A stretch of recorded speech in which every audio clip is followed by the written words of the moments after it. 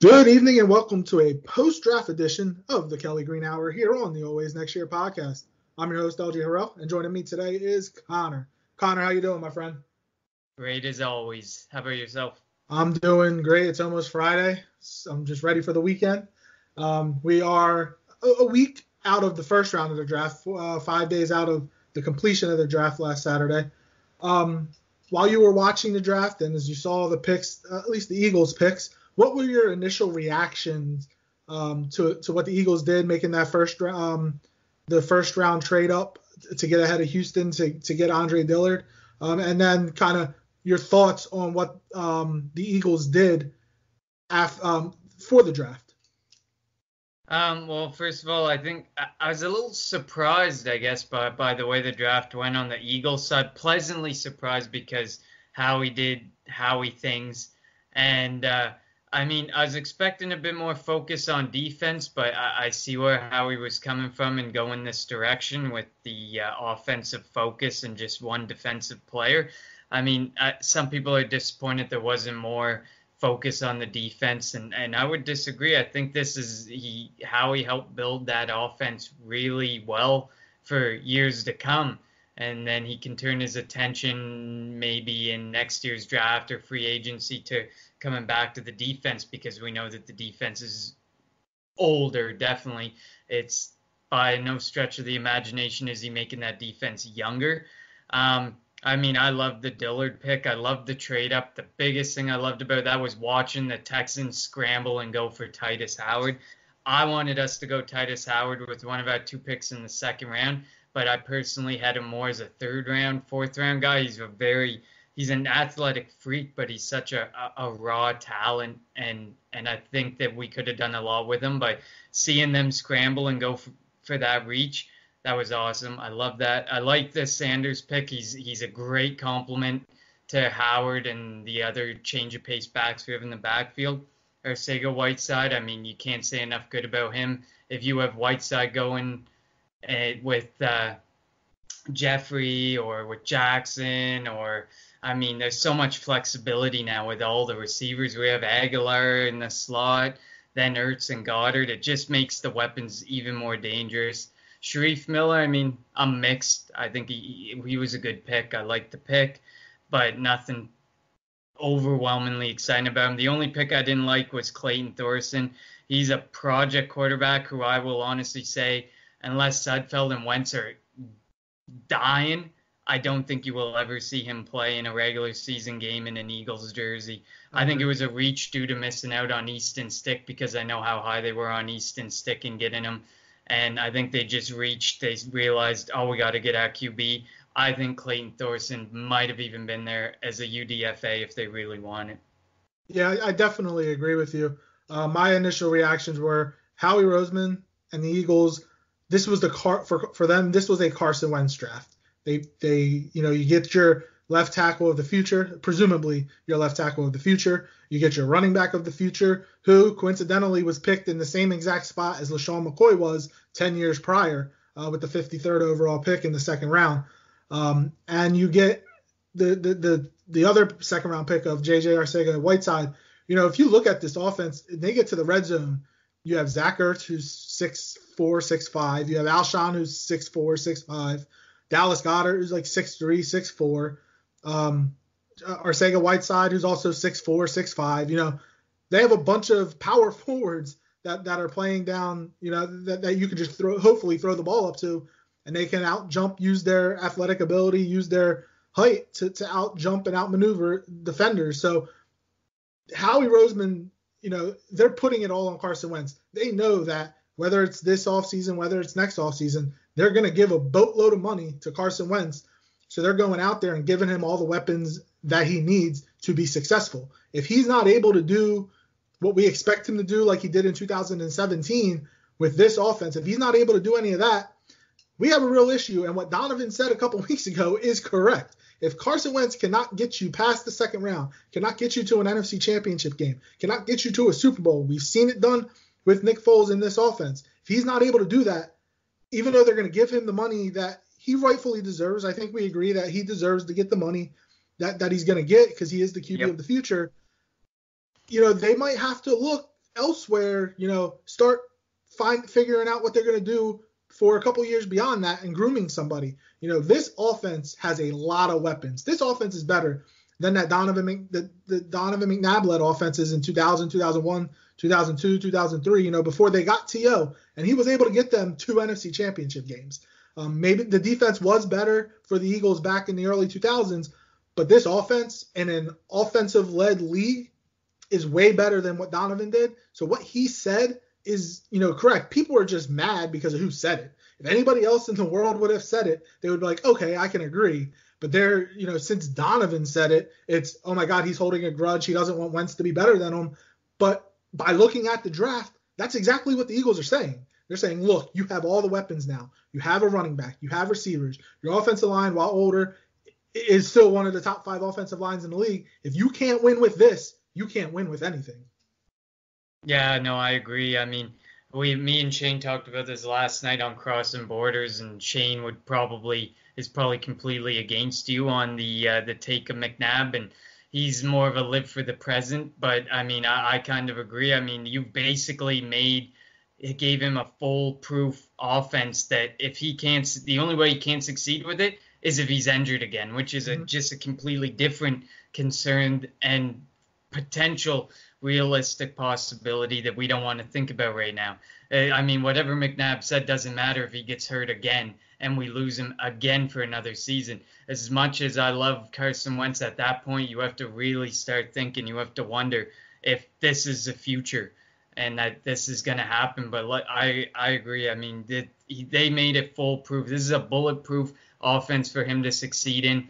And if he struggles as a fully healthy Carson Wentz with this offense, I think it really raises some red flags. I definitely agree. And I'm with you also. I was shocked that the Eagles didn't go more defense. I was, hoping for a linebacker somewhere, maybe a Mack Wilson, maybe get a safety.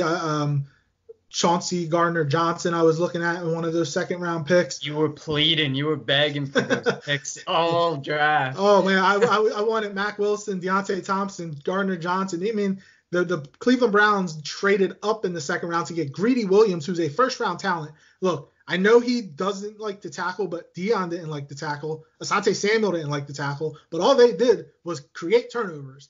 And if you have somebody that's going to create turnovers, that's going to give your offense the ball back. It means your defense isn't on the field. So, I love the move that the Browns made, what John Dorsey did, trading up to get Greedy Wilson to solidify, to put him across from Denzel Ward. If those two young guys become who we think or who, experts think they can become, that defense for the Browns has a chance to be really good. And when you're competing against that offense, OBJ, Landry, and Njoku at tight end. They have Kareem Hunt at running back when he comes back with Chubb and Baker Mayfield. That's the type of competition that you like. And that's all I wanted for the Eagles to do. I wanted them to get younger on defense. I'm not saying that whoever they drafted was going to come in and be a starter, because it's the expectations of that, are low. But because of the type of defense we have, but if you can get somebody, both of our safeties, Malcolm Jenkins 31-32 played 100% of the snaps last year. Ronnie McLeod, while only 28, is coming off of an ACL injury. And they have Andrew Sendejo, who we talked about last time. That was a good depth pick, but he's also coming off of an injury.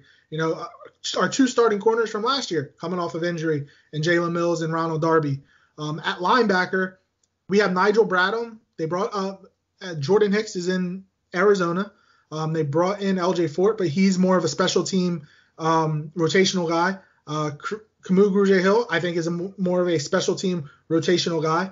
I wanted them to bring somebody in that could be on the field a lot with Nigel Bradham. The Eagles only played 2 linebackers a lot last year because they didn't have anybody else. When I see all the experts, Reuben Frank and Elliott Shore-Park, when they go, well, the Eagles only played 2 linebackers 70, 80% of the time. Well, that's because they had nobody else behind them.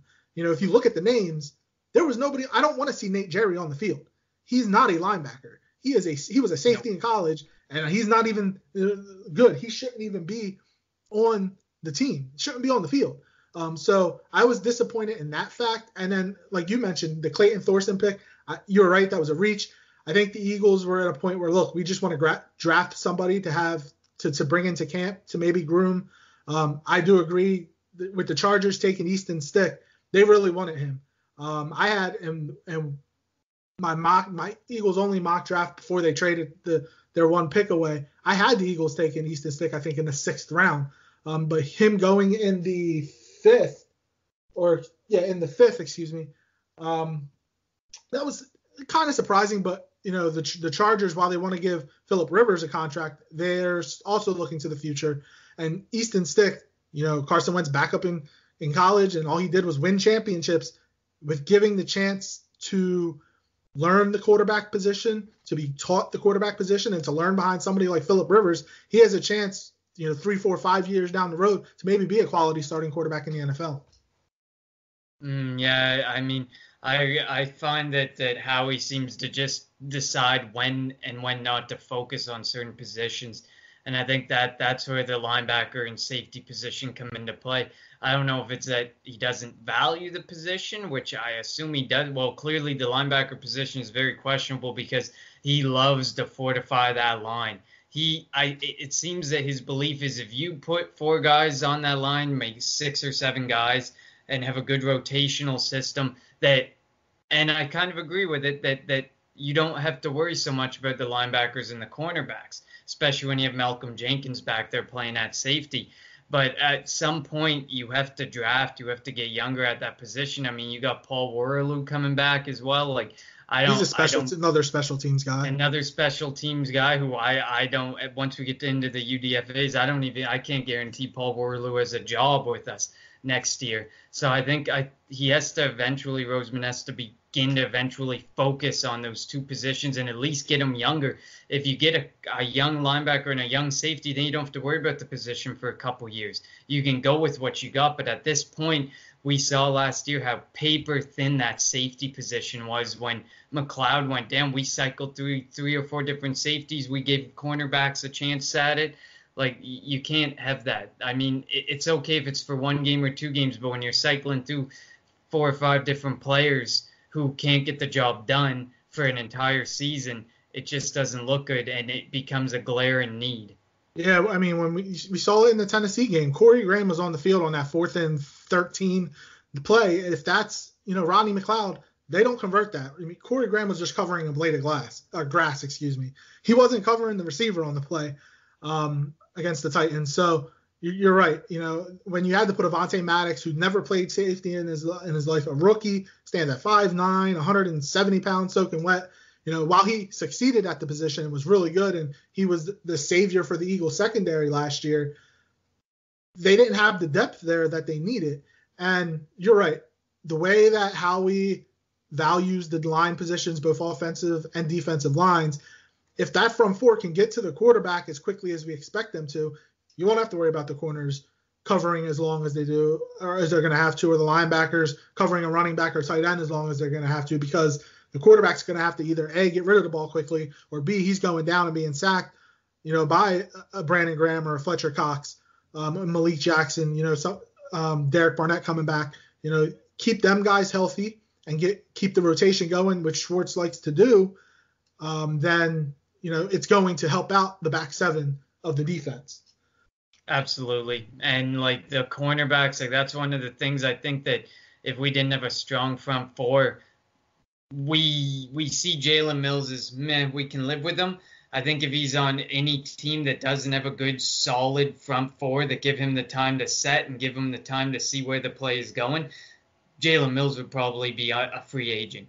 Well, more or less, because he's not really meant to be there. He plays off, or he plays too physical, and he just gives up so many plays. So imagine if there isn't that defensive line giving him and giving others the time to really set and figure out what's going on. Yeah, he was a 7th round pick for a reason. And also another reason why I think he would probably be better if he got converted to safety, because A, he's not fast, but he's really physical. He can go after the football. He bites on double moves all the time as a corner. So maybe, I don't know if down the road the Eagles or his future team, whatever happens, they see him as a potential safety, but I think he could flourish at the position. Let's look at No, go ahead. Yeah, I see him as more of a box safety. So, I mean, I guess if you got that guy who can come up on a play like Jenkins, I think he fits the mold. But you can't have two box safeties who just can only cover and like cover two and stand there and watch the play and then chase it. Yeah. All right. So let's take a look at the division, the other teams in the NFC East, and what they did with the draft. We're going to start with the New York Giants. They had 3 first-round picks. They took Daniel Jones at number 6. They took one of our favorite players, Dexter Lawrence, at least mine, at number 17. And then at the back end of the first round, they took DeAndre Baker. I think the biggest surprise of the first round of the draft was the Giants taking Daniel Jones. There was Dwayne Haskins there. Personally, I thought that they could have taken Daniel Jones at pick 17. I was shocked when I heard it. I think he's going to be Blake Bortles 2.0. I don't think he's going to be any good. What are your thoughts on that draft pick by the Giants? Absolutely, I couldn't believe that pick when it came up. You had to have a feel, like when we talked about it the week before. You just had to have a feel Dave Gettleman was gonna do that. But just imagine if it had have went Josh Allen, Daniel Jones, DeAndre Baker. Maybe there wouldn't be so much judgment to him. I think DeAndre Baker was a decent pick to put alongside Janoris Jenkins. Why they continued to draft cornerbacks through the rest of the draft, subpar ones, in my opinion. I don't really understand, but that it shocked me. And all these posters of Daniel Jones like starring as Eli in movies, it's hilarious because it's so true. He looks so young. But then not just the draft night, but afterwards when Dave Gettleman spoke about Daniel Jones and he talked about sitting him for the first 3 years and letting Eli play, you're wasting 3 years of a rookie deal. We all know how important that rookie deal is to finding out what you truly have if you build around your quarterback, like we've seen with Carson Wentz, like we saw with Jared Goff. You can't waste those rookie years. And Dave Gettleman more or less basically said, we're going to waste this rookie contract. And then who knows what happens at the end, how much you're going to have to pay him, if he's going to walk, if he's going to come flourish, or if all this time as a practice squad player or a backup may have just hindered and damaged him even more when I already saw him as probably the 4th best quarterback. Yeah, and they're not only wasting Daniel Jones, they're wasting Saquon Barkley. Let's be real. Saquon running backs only have such a short, shelf life that even though he looks like a genetic freak, his legs are ridiculously big. Oh, he's got a lot of power. He's got a lot of speed. But sooner or later, running backs just break down. And if you're going to keep, as an Eagles fan, I hope they keep Eli Manning as their quarterback for the next 3 years. They're not going to win anything. So I'm not going to complain if they're going to continue to pay Eli Manning, because he takes up, $25 to $30 million of their salary cap, and he doesn't seem like the type of guy that's willing to take a pay cut. So keep paying him, keep wasting Saquon, waste Daniel Jones. You don't have any receivers as it is. I mean, you're paying Golden Tate like a number 1, and he's a slot corner. You're paying Sterling Shepard, a lot of money, and he's also a slot corner. They have nothing but slot corners over there. So, more power to them. Keep playing Eli Manning. It's a guarantee. It's guaranteed that the Giants are going to go 2-4 against the division, win 5 games for the next 3 to 4 years. Yeah, I think it's just a sign that he just doesn't get future or long-term plans. I mean, you look at like Sam Hinkie, for example. He knew what he was doing for the long term and culminating all these picks and rookies and stuff. But, I mean, this guy he doesn't know how to plan for the future or the long term of his team. He just kind of plans for it's hard to even say plans for the present. Yeah, it's definitely Giants fans, when that Daniel Jones pick was made, you could see they were all stunned. They couldn't believe it. They weren't happy. They booed him at the stadium. They hosted a draft watching party, and it was on all over Twitter. Just people who were at the stadium just booing the pick. And apparently Gettleman said that the Redskins and the Broncos were going to take Daniel Jones. That's why they took him at 6.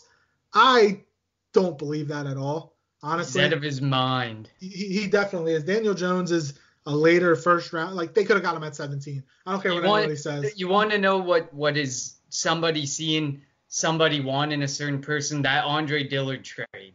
But we Yeah. come back to that. That was saying, oh, I know somebody wants him really bad right behind us, or right ahead of us, so we got to go get him. Gettleman had no clue. The Redskins were attached to Haskins from almost day one of the pre-draft process. I definitely agree with you there. So it's definitely going to be interesting to see going forward, what do they do with Daniel Jones? And, they apparently still like Kyle Lauletta and Webb Davis, whatever the heck his name is, that they got from Cali a couple years back. Let's talk about the Redskins. Now, the Redskins actually had a pretty good draft. They took Dwayne Haskins, and when you saw him get interviewed, he wasn't happy that the Giants passed. When the Daniel Jones pick was made, he kind of smirked to himself and laughed and was like, really? The Giants took Daniel Jones over me? But, the Redskins presumably get their quarterback of the future. I don't think he's ready to start right away. They'll probably go with Case Keenum. Again, I'm somebody that wasn't high on Dwayne Haskins, but now he has a chip on his shoulder. And if that's going to help him, more power to him. I still don't see Haskins as a quarterback who is going to be successful long-term in the NFL. No, I mean, I was never a Haskins fan, but I thought the fit was perfect in Washington. I mean, you can tell there's a lack of trust in Case Keenum. You can tell McCoy is a career backup, more or less, as much as they try to start him. And Smith's career is more than likely either on the line or over, and we just don't realize it yet. But, I mean, that Haskins pick, it was bound to be. It from the beginning, the Redskins, there was always his name was linked with them. It just fit. I don't think he should be a starter this year, but I think he will compete because of the lack of trust in Case Keenum. But I mean, if you look at some of the rest of the draft picks, you've kind of made it you gave him a good position. I actually graded out the Redskins as having the best draft in our division because they had so many holes and they went and addressed all those holes. I mean, you look at the Giants who went for yet another quarterback, and then they went for 3 cornerbacks. They had 12 picks, but they addressed like 3 or 4 positions. Whereas you see the Redskins, and they got Harmon and McLaurin at wide receiver, both polar opposites. One's a big, tall guy who's going to go and compete for the ball. One's a burner. You got Bryce Love, who's a good change of pace back in a backfield with a bunch of guys like Adrian Peterson and P. Ryan and all of those guys. Darius Guice. Darius Guice, who all they do is rumble for yardage. They can't catch a ball to save their life. And then you put in Dwayne Haskins. I mean, they're building well for a future offensive system, I think. Yeah, the only thing I think that the Redskins didn't do was build up their offensive line because that was their weakness last year, especially after all the injuries. Now, if they come back healthy, maybe they have a potential. If I was a Redskins fan, I would be happy that with their second first-round pick, they didn't outsmart themselves, they didn't overthink, and they went with Montez Sweat. I think we were both I was high on Montez Sweat like pre-draft. When I was doing my first round mock draft, and I had the Eagles taking Montez Sweat at 25. He's somebody who is talented, uber talented. Putting him on a defensive line with Josh Allen or Jonathan Allen, excuse me, with a couple with who's their other outside? I can't think of his name right off the top of my head, but Kerrigan. They have the potential that front three. They play a 3-4, so that front three of the defensive line, with their linebackers, they have the potential to be really good. They'll get Reuben Foster after I think he had a 4-game suspension. So the Redskins defense has a chance to be really good. It's just going to be up to their offense to stay with it, to keep them above water. And you were mentioning how Haskins is going to compete. I think we'll see Haskins toward the back end of the year because I don't think the Redskins are going to win enough games to be in playoff contention. So if you don't do that, and as long as the offensive line is semi-healthy to where Haskins isn't going to get killed, you put Haskins in there, you'll let him get some reps, get some NFL work, and he goes into 2020 as the starting quarterback for the Washington Redskins. Absolutely, and I love the Montez Sweat pick too. Unlike DK Metcalf, who I think is a combine freak who is more or less stuck as a combine freak, Sweat was like a athletic combine freak who I think is going to produce in the NFL and at the NFL level. And as soon as I saw that report that they potentially misdiagnosed that heart condition, I was like, oh man, he's going top 15 again. And when he kept falling, it was crazy. It's kind of like the situation with the Raiders last year. I think it was Hurst was his name, who has a heart condition, and they went out and got him, and he's proven to be a good player. I mean, even if you get 6 to 8 years out of the guy, and then he has to kind of slow down because of a heart condition, you're getting 6 to 8 years out of a solid player. Hurst dropped a ton. He had a ton of potential. I made fun of my friend for that pick, but then you see him on the field and you're like, that's probably a good pick. Sweat, I don't think there's any making fun of this guy or saying he's not going to go anywhere or he won't be able to survive on the field. I think he's going to, and I think he's, like you said, with that 3-4 line, those three guys are going to apply a ton of pressure. And I think that's huge. I mean, imagine being an offensive lineman trying to keep up with Montez Sweat. Oh, yeah, definitely. And I think an underrated pick for the Redskins was in the 5th round. They took Ross Piersbacher, who's a center out of Alabama. I had the Eagles actually taking him in my, Eagles mock draft. He has a chance to, I don't know if he'll start this year, but he was the anchor for that Alabama offensive line in the middle for 3-4 years. When you have the trust of a Nick Saban, you can have the trust of almost anybody. And I think if he's given the chance, he has a chance to really become a stalwart for that Redskins offensive line. And you mentioned Bryce Love. He might not even play this year. He's coming off of a bad ACL injury.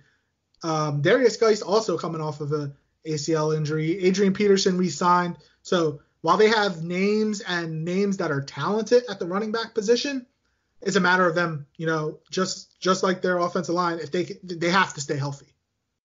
Absolutely. I mean, you got Chris Thompson too. I mean, forgot that name didn't get laid out there, but I mean, you got that backfield. And P. Ryan, he tried last year, but he's just, I think with Bryce Love on the roster, I think you're going to see P. Ryan come off the roster. I think you're going to see him run with Peterson, Love, Thompson, and Geist, because I mean, Geist I think has a ton of potential, but like you said, they're all coming off of major knee injuries.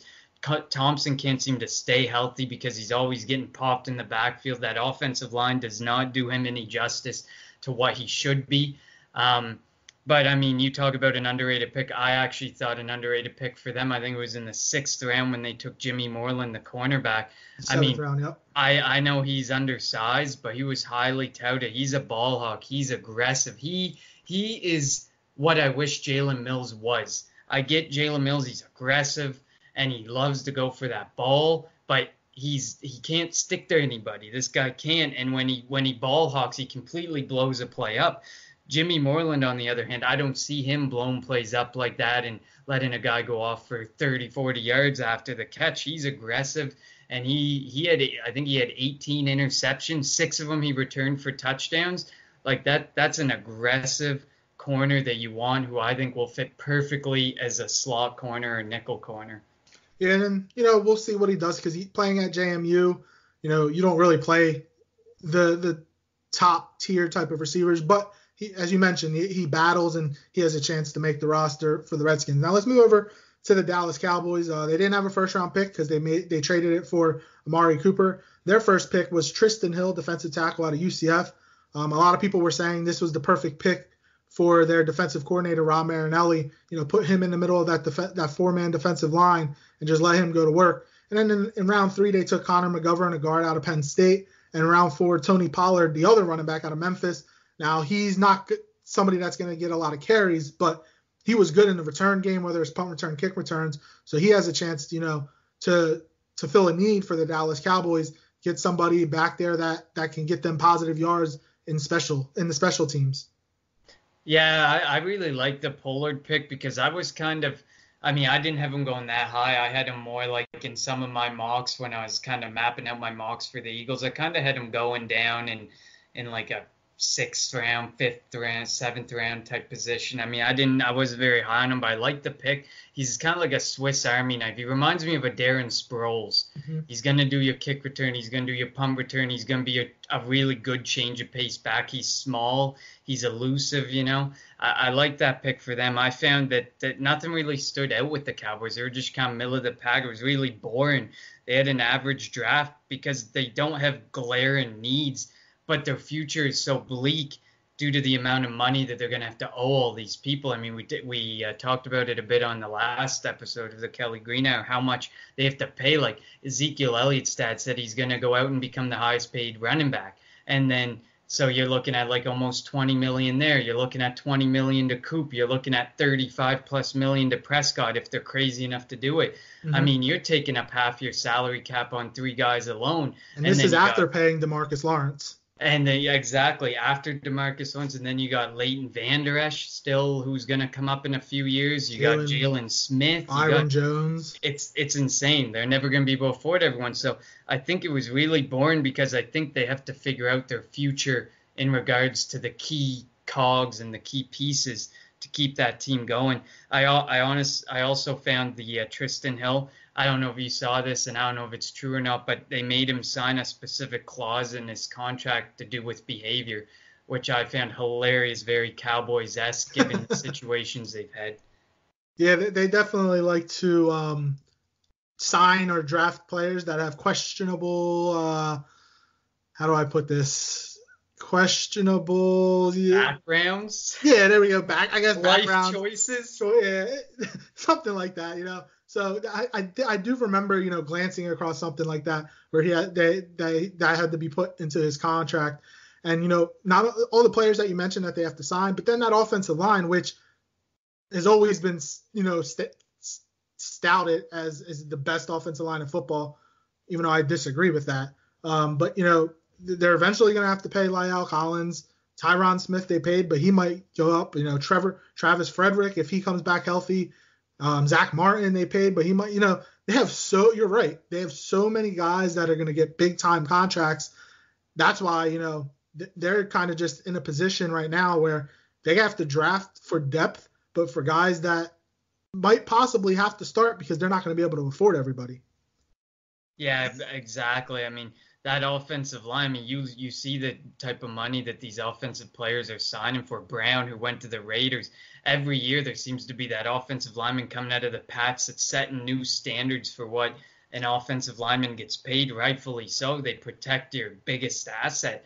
But, I mean, you can't afford to play all those players that make the plays happen and then pay your offensive line at the same time. I mean, if there was a year for the Cowboys, or if there were years for the Cowboys to have first round picks, it would be like these next upcoming 3 years, this year and the next 2, because you might be able to find pieces that you can say, okay, we can let an offensive lineman walk, we can let a Frederick walk, or we can you can let somebody walk based on that. I was going to say Zeke, but I mean, that would be pretty crazy to think about letting Zeke walk. But if you want to be the highest paid, somebody's got to be willing to say, I'm sorry, but I got to let you walk. But, I mean, I don't see them letting Zeke go because they're one of the few football teams who actually goes with that single back and runs him into the ground. And let's be real, he makes Dak Prescott. The reason why Dak Prescott's going to get 30, maybe $30+ plus million a year is because of Zeke Elliott. Let's be real. You know, when they it's so true. When they didn't have Zeke, when he was suspended 2 years ago for those 6 games, they went 3-3. But the 3 losses, which they lost 3 straight, won 3 straight, something like that, their 3 losses were to 3 playoff teams. And then the 3 wins were against 3 mediocre teams. They lost. And Dak Prescott's numbers those 6 games were not good. Oh, no, not at all. It doesn't speak to how Prescott was without Zeke that they went 3-3. I definitely agree. All right, so not giving a grade for the Eagles draft, but Redskins, Giants, Cowboys, how would you rank them and give a quick letter grade for each team? I gave the Redskins an A. I thought they had an incredible draft. Like I said, they addressed so many needs that they had to address. They took those, I think they had 12 picks, and they addressed like 8 different positions with 12 picks. That's great.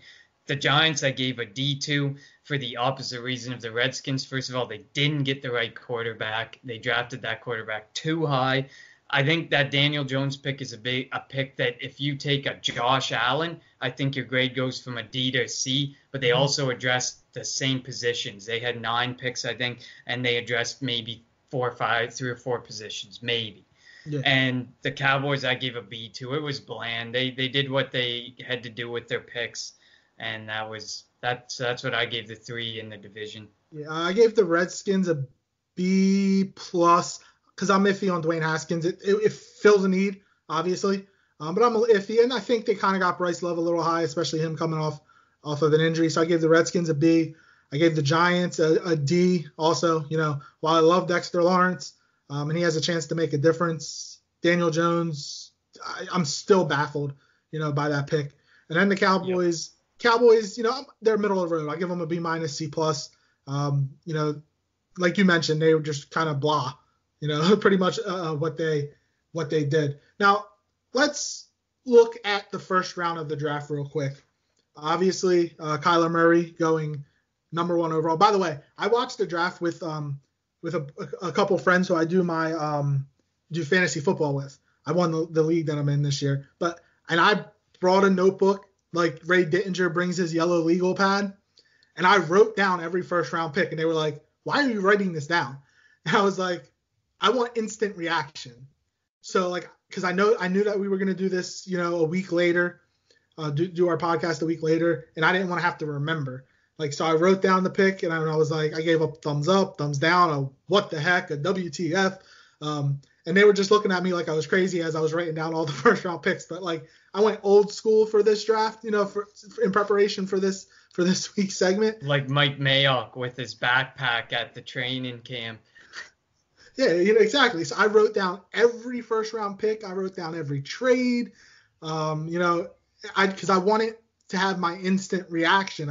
Like I mentioned, and my first what the heck moment was obviously at number 6 with the Giants taking Daniel Jones. But Kyler Murray going number 1. We've seen Oklahoma quarterbacks go number 1 twice, two years in a row.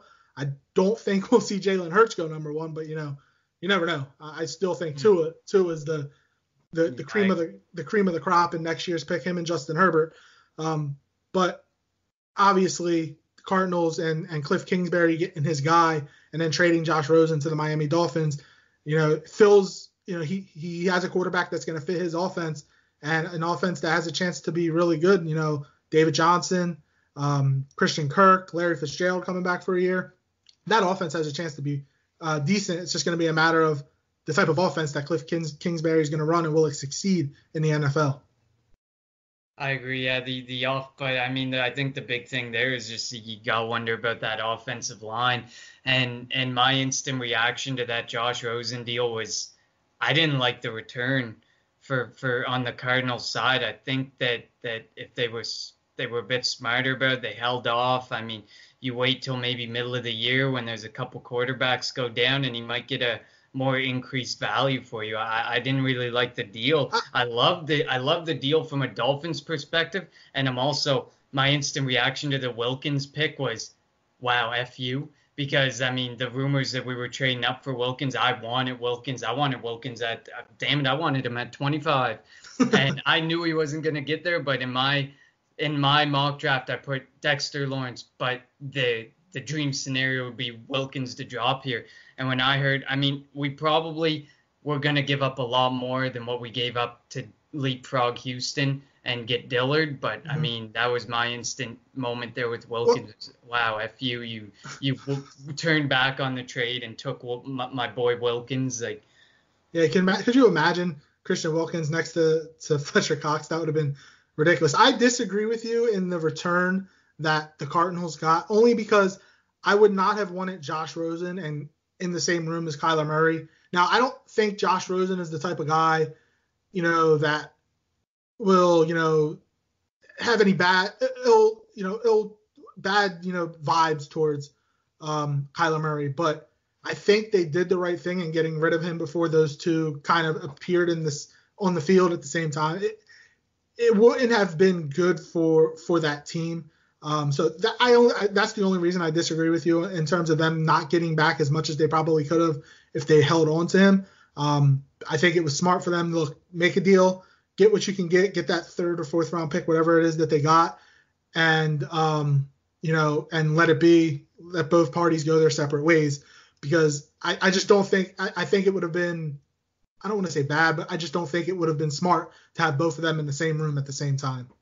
Yeah, it's a real shame for Rosen because you know that Miami more than likely is gonna tank out this year, and they're probably gonna go out and get Tua or Mm-hmm. Justin Herbert, and he's gonna lose out to another first round pick. And I think he wasn't given the right opportunity that those first couple of years or that first year in Arizona, and I think that hurt him a lot. I mean he seems like a confident guy. I think he's actually a really good quarterback, but he's hopping between teams that are tanking, and then they go and they take another quarterback in the first round, and then he's getting sent away again. I think at this point he's gonna, like, by the time the stint in Miami's done, he may end up being just a career backup, which isn't necessarily a bad thing because I thought Nick Foles was a career backup, Mm-hmm. and now look at what he's making. So I mean, maybe it's not necessarily a bad thing for Rosen to go down that road and in that direction, but I mean, when I saw that message that he sent to the Arizona fans and to pump up the Miami fans, I was like, that's a genuinely good guy. Just Mm-hmm. like kind of, he reminds me so much of Nick Foles in that way. He's just a genuinely good guy who's probably stuck in some bad situations that will land him as a career backup. Yeah, not the type of guy we thought coming out of UCLA with the type of attitude that we thought he would have. Another, interesting pick was at number 4, Cleveland Farrell going to the Raiders. I kind of think he went too high. Look at just running down this first round, Josh Allen going to the Jacksonville Jaguars. They were probably jumping for joy when the Giants took Daniel Jones because Josh Allen has a chance to wreak some havoc on that defense for the Jaguars. And then the Buffalo Bills, they wanted to trade up, but they waited patiently. They held their own, and they got Ed Oliver, who coming into the college season last year was talked about as the number 1 overall draft pick. He got hurt, didn't play for most of the season, but when healthy, this guy has a chance to be an absolute beast. And I think the Buffalo Bills were smart not to, mortgage their future. They waited, they were patient, and they got their man. Absolutely. I thought that was great. Like when I saw Ed Oliver, I thought that Josh Allen pick was exceptional as well. I mean, I watched the draft with I watched with 4 friends. One's a Raiders fan, one's a Jags fan, and one's a Patriots fan. And then there's me, an Eagles fan. And when that pick, the thing that blew my mind in that Jags pick is we were like, why didn't you go Jawan Taylor? And my God, imagine the reaction when Jawan Taylor went on day 2 to them. Anyways, like the best case scenario for those 2 picks. For the Jaguars with those 2 picks. The Cleveland Farrell pick, I agree. I've been back and forth with my Raiders friend since the draft happened. He's so high on him. He's going through all these Raiders beat writers saying, oh, he's so great or he's going to be so good. I'm still stuck on, I got to see him on an NFL field without Wilkins and Lawrence and a killer line where the attention's on stopping Lawrence, who's just a big run stopper, and Wilkins, who's fiends off quarterbacks. I need to see him on a defensive line like the Raiders have this year, where they're all developing, and maybe he isn't who they thought he was at the number 4 pick. I think he could have been there at their pick with Josh Jacobs, which I also thought the Jacobs pick was a little too quick as well by them. I mean, but my thoughts on Josh Jacobs after last week. Not a big pick. I'm not a big fan. I don't think he was worth the first round pick either. But I mean, I think there's potential for Cleveland Farrell, but like I said, how's he going to do when the attention might be all on him? When all the Raiders fans are watching him and you got the offensive line watching you and not doubling up that middle pack of Wilkins and Lawrence. Yeah, I definitely agree with you.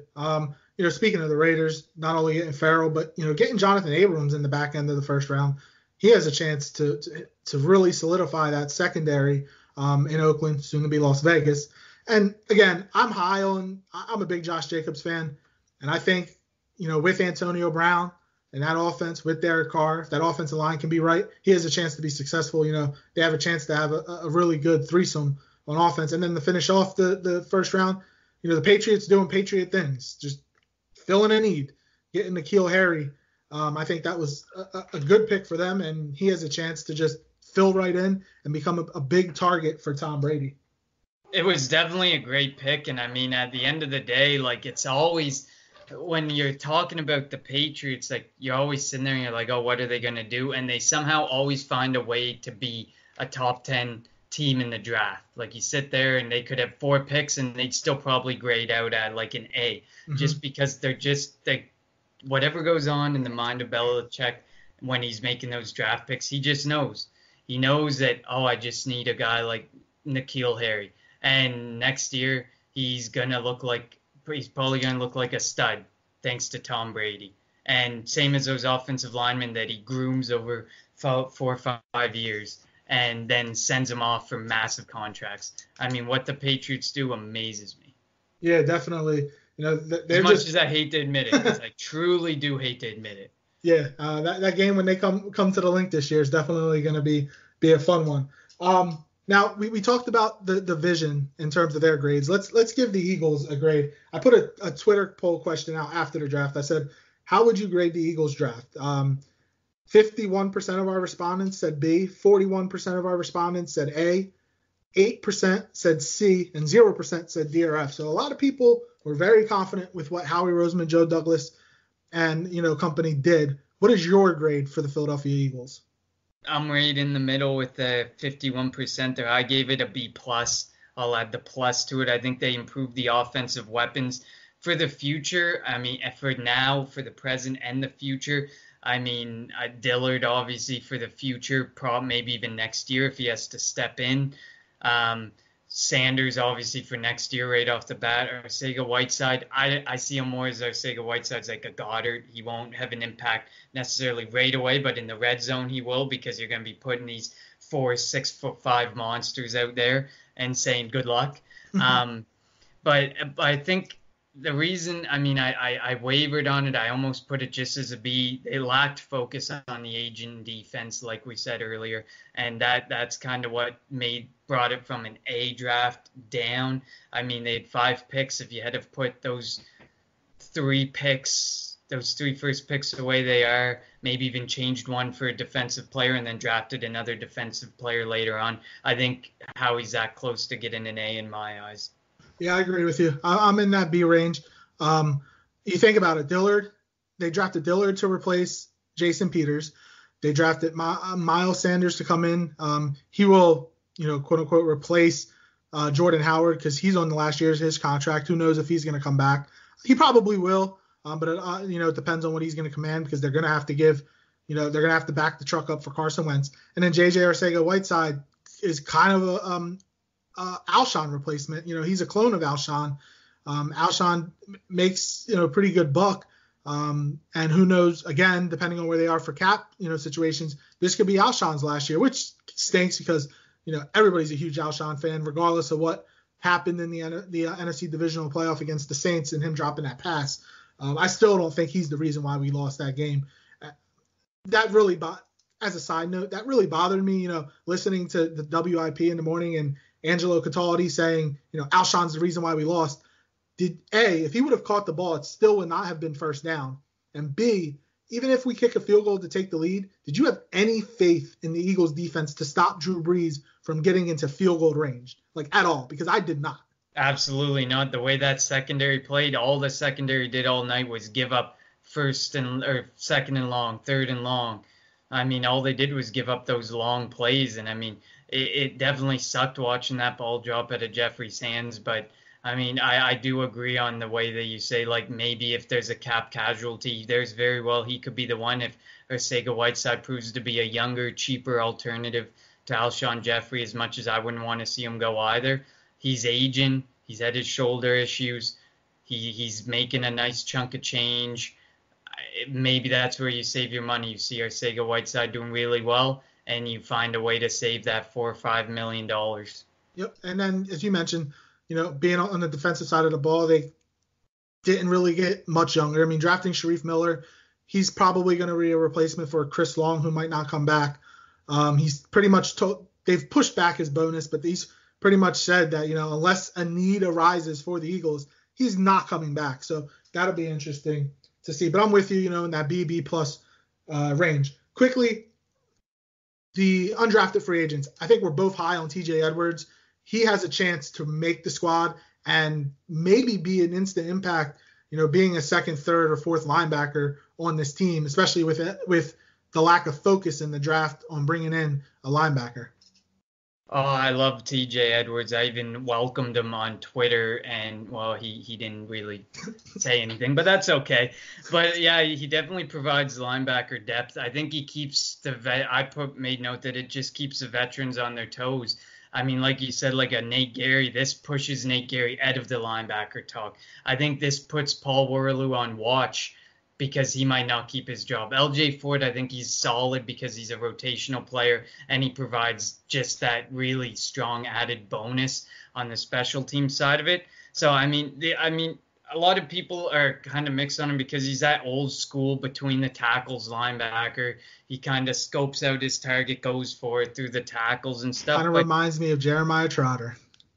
Absolutely, exactly. He's smart. He's a consistent tackler. Like I saw on Twitter, people were sharing videos of him tackling, and they're like, "Oh, that's not a great tackle." No, he's not flashy. He's not going to light a guy up in the helmet, fly 10 yards backwards. He's smart. He's consistent. He'll get low. He'll make the tackle. And at the end of the day, we'll appreciate that because we have seen mostly in our secondary, but we've witnessed it happen so many times where we just hate to see a missed tackle that turns into a lot of yards. And I think Edwards is just that old school linebacker who will line up that tackle from 10 yards out, and he will make that tackle no matter what move the person puts on him.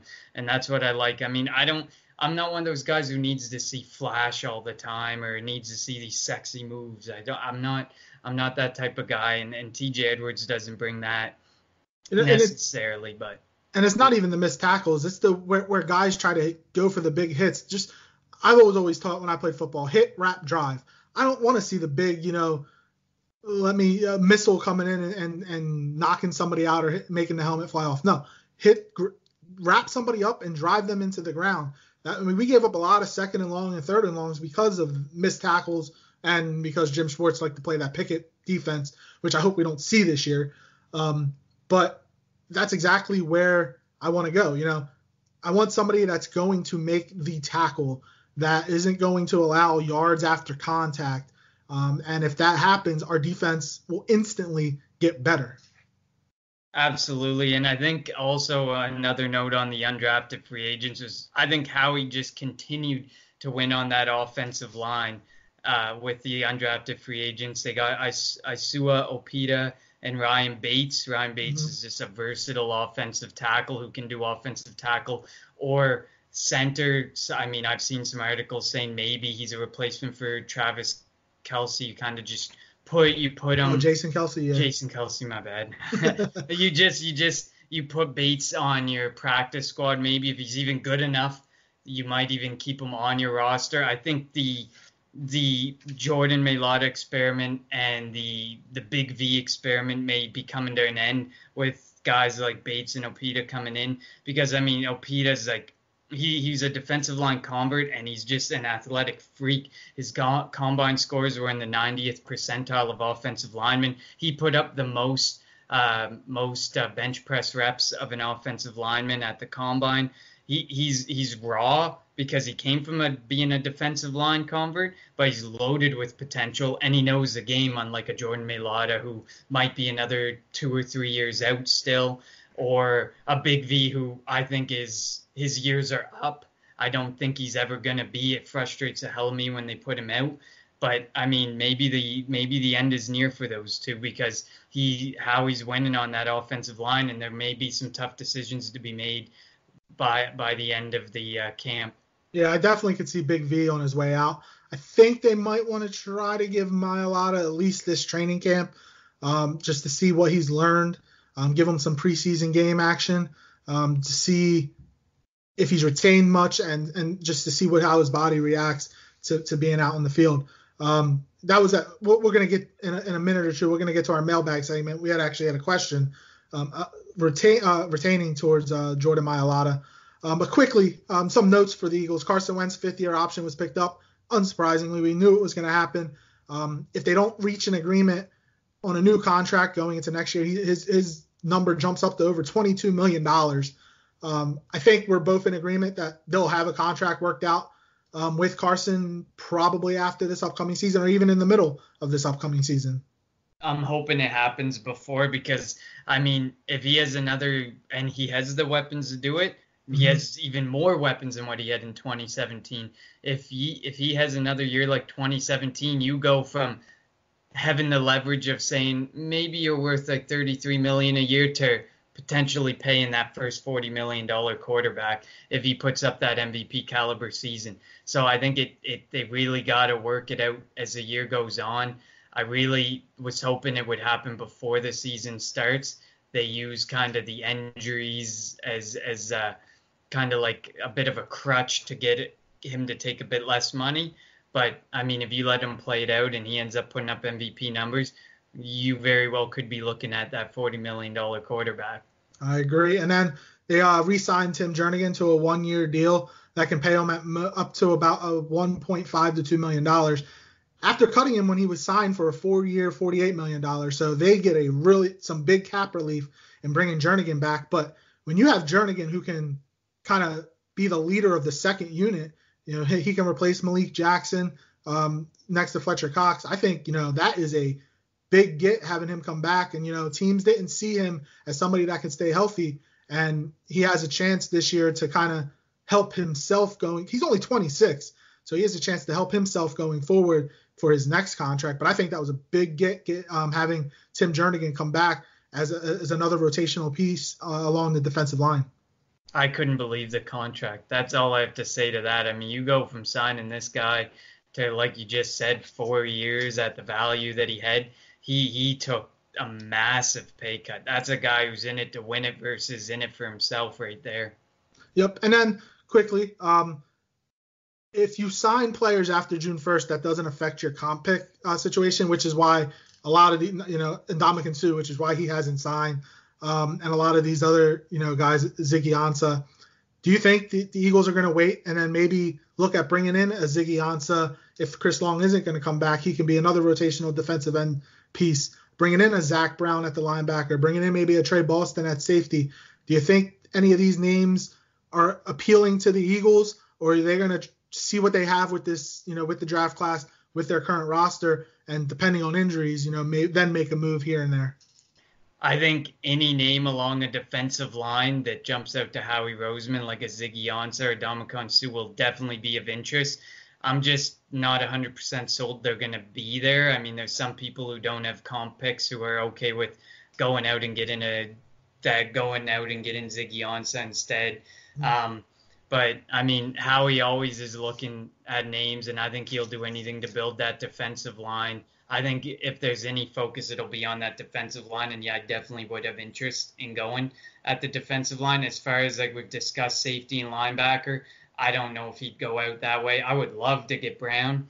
I think he'd be a great piece, but I think Brown would probably do a good chunk of change, and there will be a team who has the need at linebacker who actually sees the value in investing in Brown versus us. Yeah, I'm still so disappointed that we don't really invest into the linebacker position like we should. Yes, we play a lot of 4-man front with 2 backers and then bring Malcolm Jenkins down, but when you don't have that depth at safety, it kind of hurts. All right, let's move to the mailbag segment before we finish off the Kelly Green Hour. I've got a couple questions that we can discuss. First, from Thirst and Goal Podcast at Goal Thirst. I thought the draft was odd at first, but upon further reflection, very smart. Who do you think is most likely to have a big impact this upcoming season? Oof. My goodness. I'll go first. Miles Sanders. I think it's kind of easy. Miles Sanders is going to at least be the number 2 running back. I think Jordan Howard's going to be the starter. And then it's going to be Miles Sanders, Corey Clement, and maybe Darren Sproles if he comes back. But I don't see Sprolesy coming back. So it's going to come down to, Wendell Smallwood and Josh Adams. But I think Miles Sanders, I'm not the biggest Penn State fan, and I think we, drafted two Penn State guys. That's too many. But Miles Sanders is somebody that the Eagles really loved going into the draft, and I think that they have high hopes for him. And I mentioned earlier in the podcast, drafted at the same spot in the same round, 10 years to the day that the Eagles drafted LaShawn McCoy. Now, I don't think he's going to be LaShawn McCoy, but, he has a chance to be really good. He won't be special this year, but, if he can stay healthy, learn the system quickly, he has a chance to be 1,000, to 1,200 yard running back in, 2 to 3 years. Yeah, I mean, I think Sanders may be something special this year for us.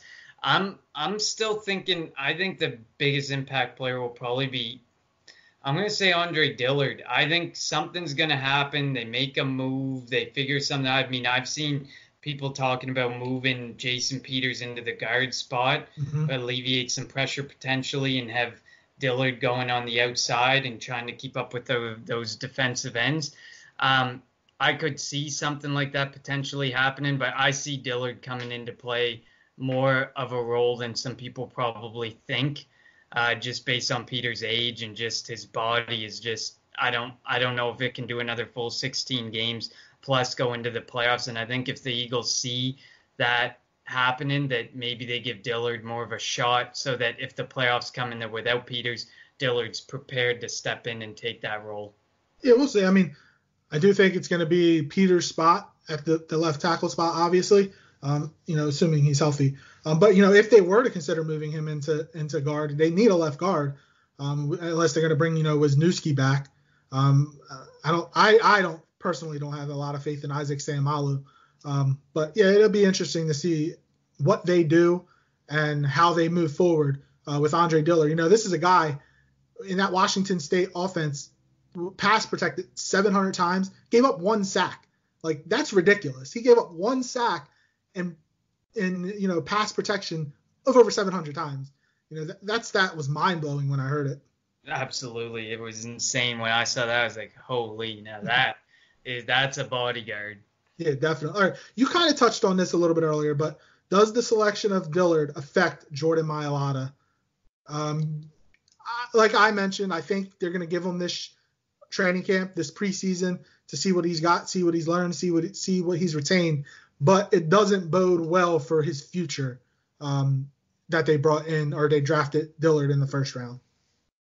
I don't necessarily think the Andre Dillard pick is going to be the one that impacts it, but I think it's going to be the impact of those practice squad people, or undrafted free agent people who they took, who there's so many people who are so high on him.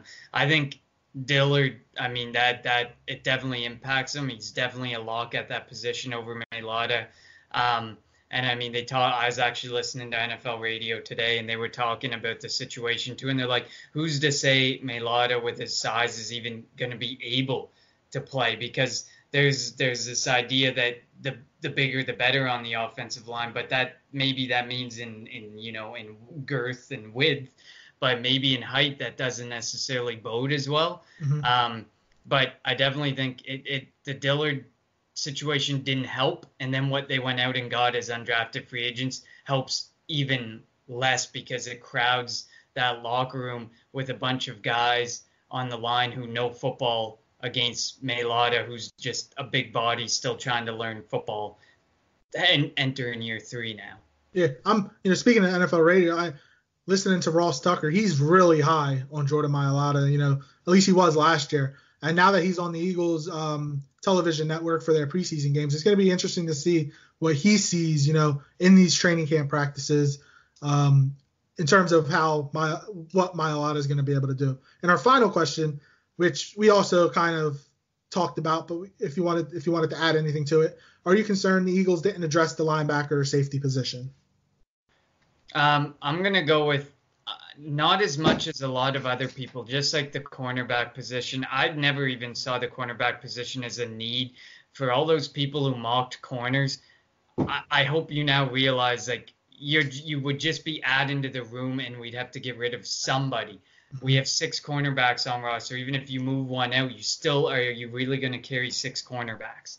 I don't see The safety in the linebacker position will need to be addressed eventually, but clearly Howie didn't see that replacement or that cog that he can plug and play and help those two positions at any of the spots that they drafted.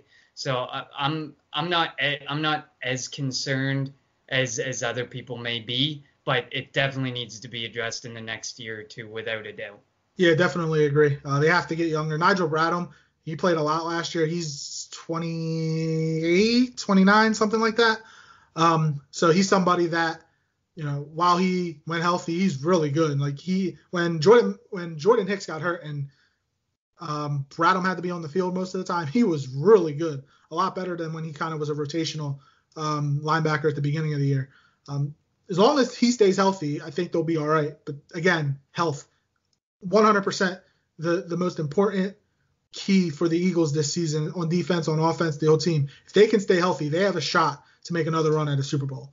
Quarterback stays healthy, the receivers stay healthy, the offensive line stays healthy, the defensive line stays healthy. If everybody can stay healthy, this team is going to win the NFC East, have a chance at a first-round bye, and nobody's going to want to come to the Link in January with this rabid fan base. They're not going to want to come here and play, and the Eagles could be making their second trip to Miami in February to play in the Super Bowl. Absolutely, and I mean the depth at offense now doesn't so concern me if there's injuries, but at defense that depth still concerns me because the depth may be younger, but the depth is a lot more inexperienced, and I have a harder time trusting the depth at defense and offensive. So I think it's the health of our defense is going to be the biggest factor in the success of this season and Wentz coming back and using his weapons effectively. Definitely agree with you on that. All right, so that wraps it up for this segment of the Kelly Green Hour. Connor, where can people reach you on Twitter? They can find me at Connor10TEN. All right, and you can follow me at LJHarrell54. Follow the podcast at ANY Podcast. We're always putting up polls and getting into discussions. Earlier we had a debate on what's better, cheesesteaks or Italian food. Me and Rob said cheesesteaks. Shane said Italian food. Which side do you go in on that argument? I'm going cheesesteaks. Oh, Shane's not gonna like that. That's not even from Philadelphia, but I love cheesesteaks. I even get them up here. They're definitely not the same as if you get one in Philly. But if you come down this season for a game, we're treating you to a legit, authentic Philly cheesesteak for sure. I think that you might have a debate with Shane there. He may want to take me to a real authentic Italian restaurant. Hey, okay, we can get both. Who cares? We'll just eat. All right, you can subscribe to our website at www.alwaysnextyearpodcast.com. Rate, review, subscribe, do everything. Let us know how we're doing. If you have any questions for future the Kelly Green Hour segments, feel free to tweet at the podcast, tweet at me, tweet at Connor. We are going rookie camp begins next week. We'll probably have another segment either next week or the week after we see how the rookies look. But until then, thank you for listening. I'm LJ, he's Connor. Thank you for listening to the Kelly Green Hour here on the Always Next Year podcast.